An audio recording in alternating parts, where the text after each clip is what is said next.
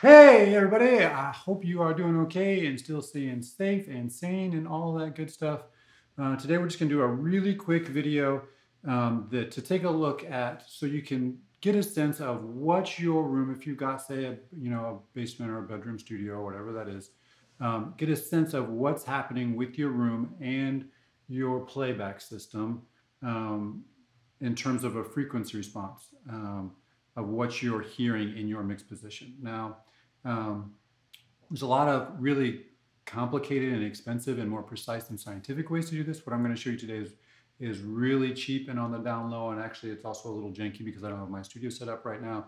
I just have this system that with the TV and some simple speakers.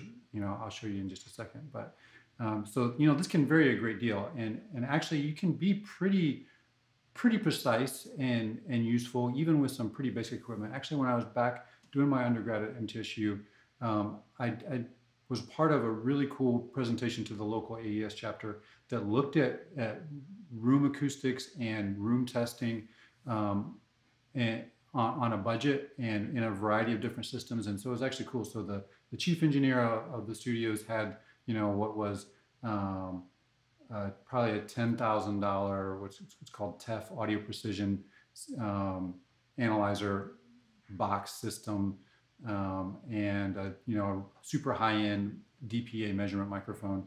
Then there was another dude who taught there who actually did a lot of the stuff, and he was using more of a mid-level system that was smart audio technologies, measurement software, and what is it? Is an Earthworks TC40, I think it was.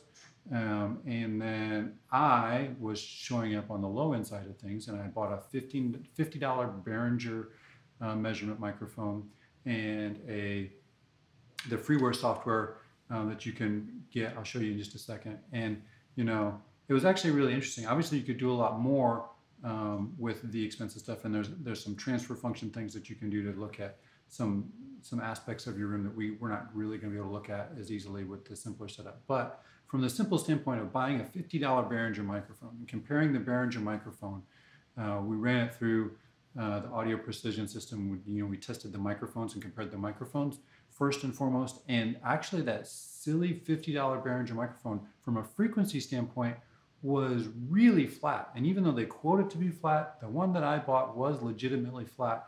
And from a frequency standpoint, held its own really with the DPA and the Earthworks, which really freaks a lot of people out. Where it fell a little bit flat, and as we ran it through some of the more comprehensive transfer functions that you could do with the audio precision system, you saw where the Behringer fell a little bit short. It was in terms of actually the time response. It's not one of those things we think about as much with microphones, but we usually think about the frequency response of microphones, but there's also a time component. And so the upper frequencies were a little schmeary and not as precise from a time standpoint compared to those other high-end mics, but it actually did a really, really good job and can be a really useful way for you to do some testing, maybe above and beyond doing a normal microphone. Like right now, I just have a cheap SE large diaphragm microphone that isn't, I'm sure, even aimed to be flat. It probably has some high-end lift or something to it like that, but you're always just testing every aspect of your room when you're doing what we're going to do here, right? So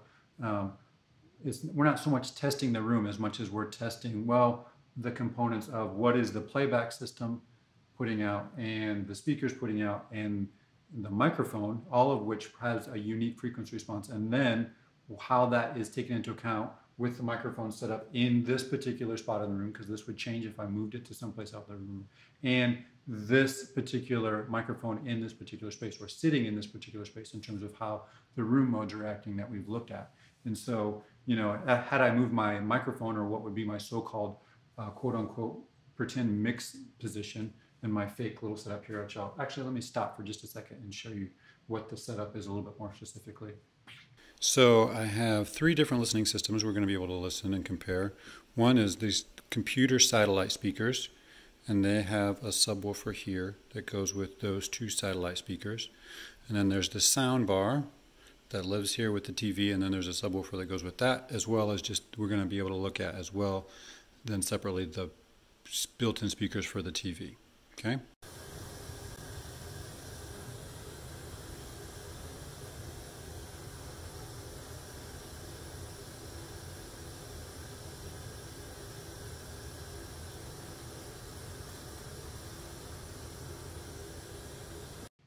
Okay, so now you see the systems we're working with in the example sort of scenario of if this was my fake studio, pretend studio based on these systems that I have here.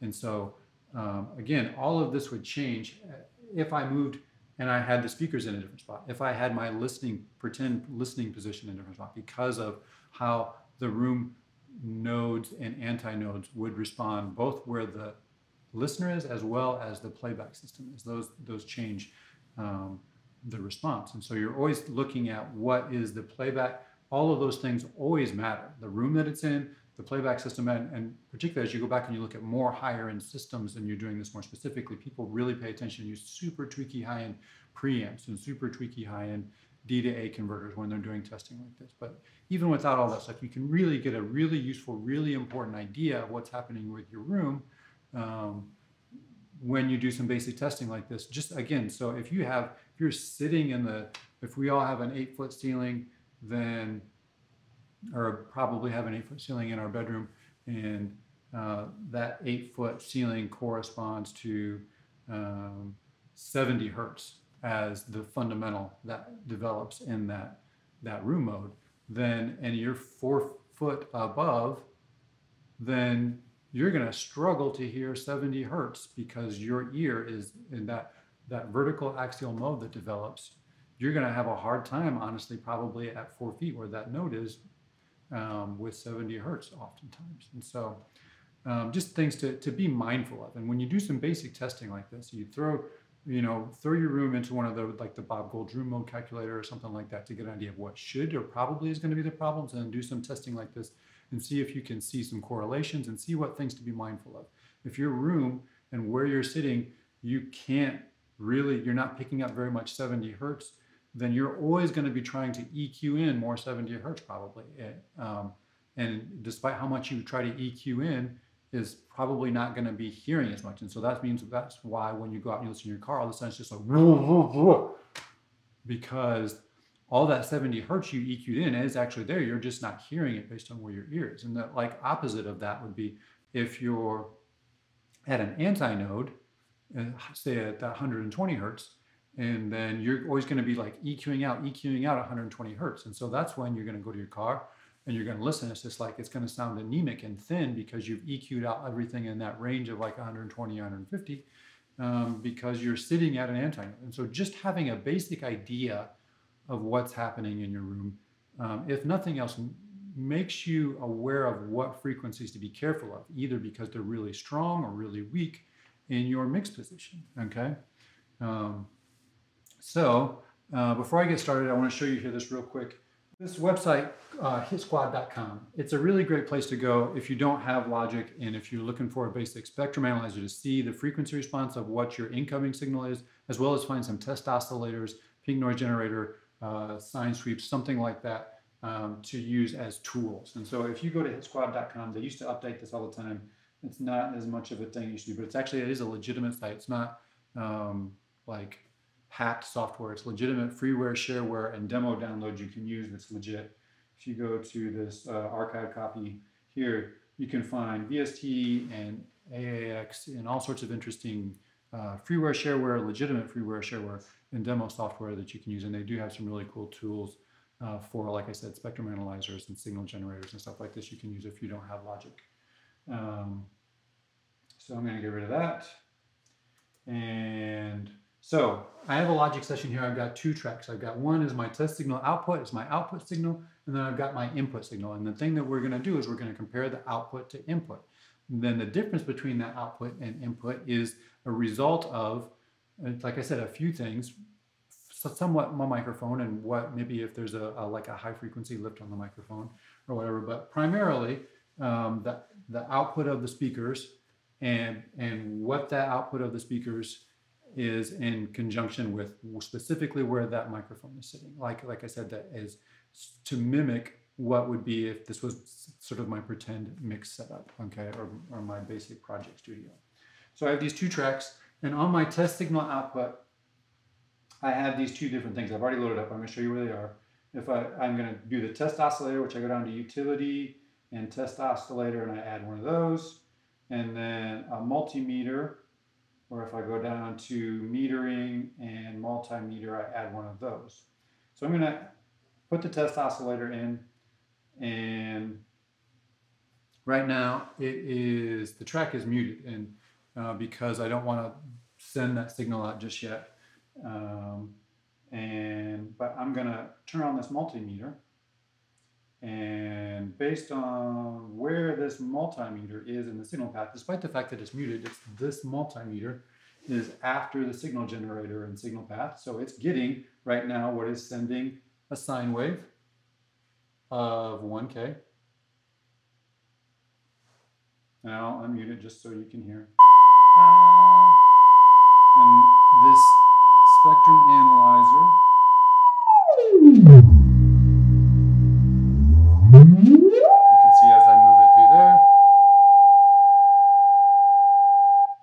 that's annoying, but you get the idea.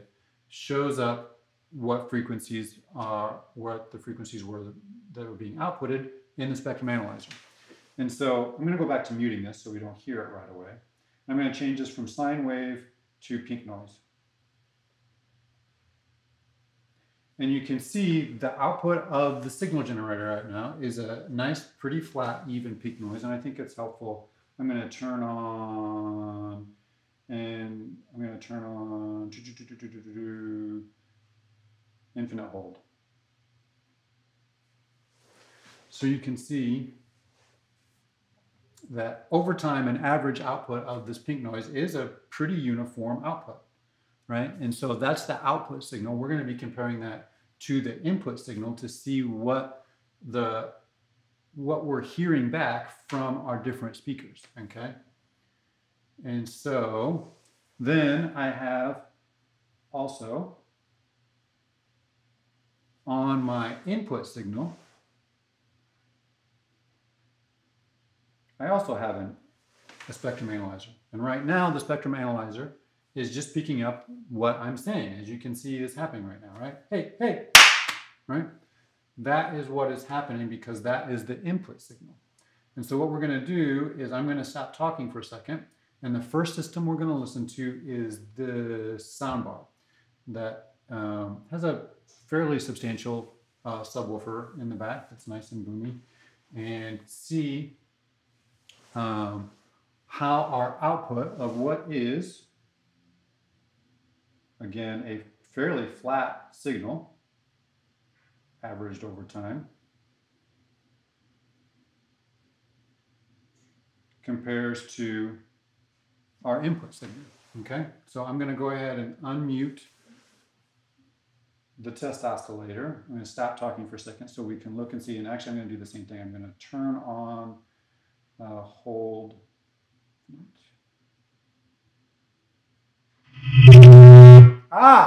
Good point. I meant to talk about this beforehand, and I totally spaced it. And that is the signal that you're recording in to test your input. You need to mute that channel because otherwise, if you're using the same interface for input and output, then you're just going to create a feedback loop, right?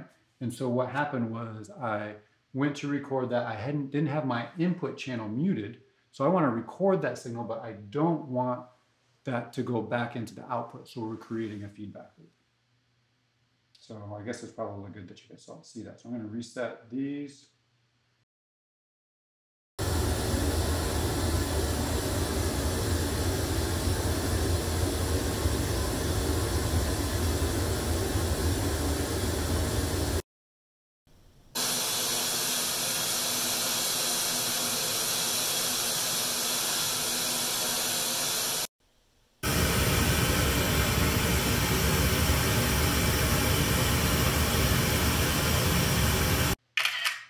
Usually take a little screenshot personally so that, again, now that I'm talking, I'm going to mess with what that signal is if I'm not careful. But for the most part, yeah, I probably better go ahead and pull up that screenshot. Okay, so here we have frozen in time now.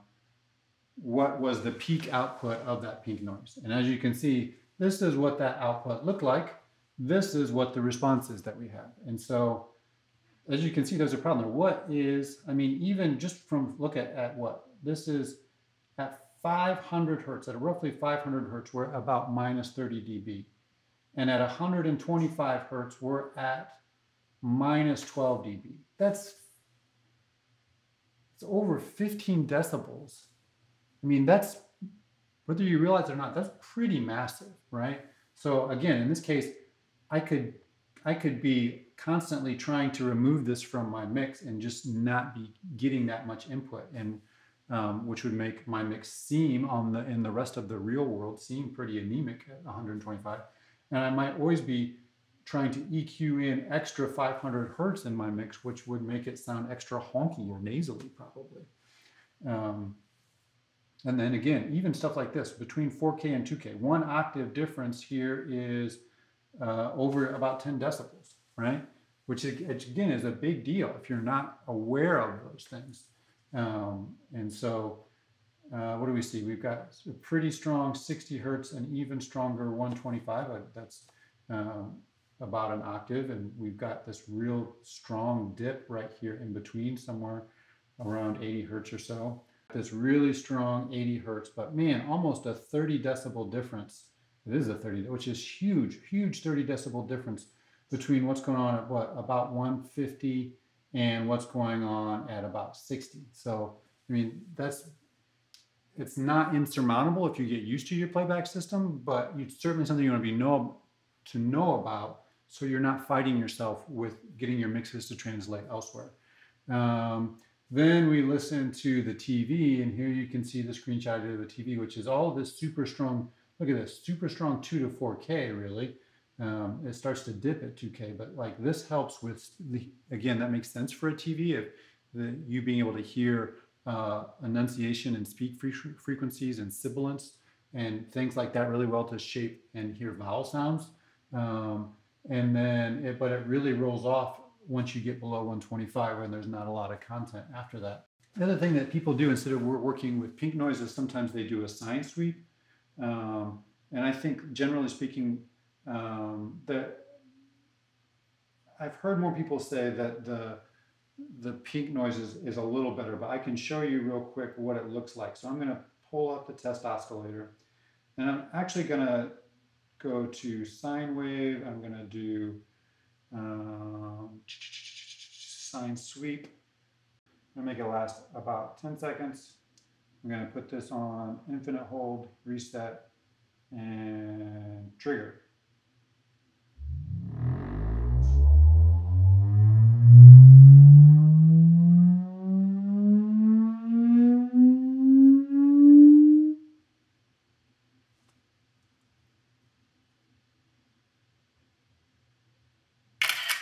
Again, I take a screenshot just so that if I'm talking and bump something, you can see, but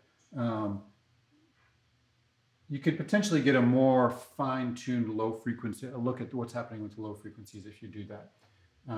The downside of that is you don't get the chance for the frequencies to develop in the room as much, so there's a little bit of give and take there. Okay, so I think we've kind of gone over everything. Like I say, this is something that you probably want to incorporate. I'm guessing most of you want to incorporate into your final project. Take a look at your room or a specific space that you maybe just listen to music in a lot, something like that. Oh, I will pull up. There's all sorts of free apps that have spectrum analyzers that you can use if you don't have a microphone. I did these before I did all this testing, and the TV speakers that have the stronger high end, that's a little surprising what we see down there. The